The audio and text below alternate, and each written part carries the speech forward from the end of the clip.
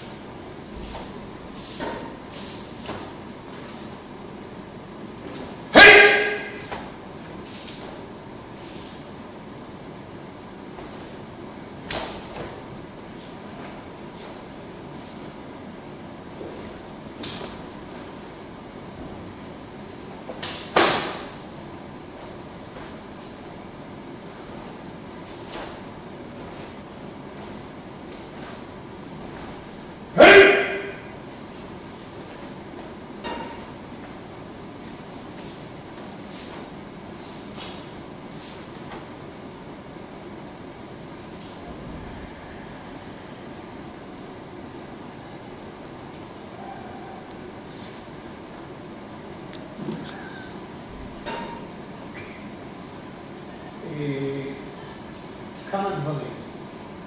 אחד, כאשר אתה עומד קיבדאצ'י, הקיבדאצ'י לא יכול להיות כאן ולעשות את זה. אוקיי? קיבדאצ'י,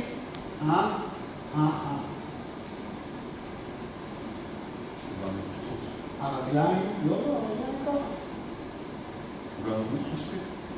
לא שלא נמוך מספיק, הרגל הייתה פה.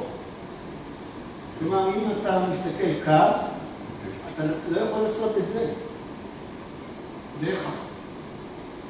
הדבר השני שאתה צריך לחשוב, כשאתה עושה את זה, אתה שם את הידיים קרוב מדי למצח. אני צריך שני הדיוקי. ברגע שאתה שם לי קרוב למצח, אתה חוטף. אל תחשוב על זה. תחשוב, עזוב את הערכים, שחרר. זה שחרר. זה שחרר, זה כלום. ברגע שאתה עושה ככה, אני יודע שאתה עשית כוח מפה. אני רוצה שרק תעלה, תעשה את זה מפה, תעלה. שני הדיוקים. עם המרפקים. קצת יותר קרוב, זהו.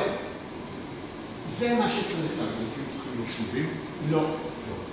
רווח. אבל הגופים לא יכולים להיות פה. זה יצא בסדר? אוקיי? אתה מעלה שני הדיוקים.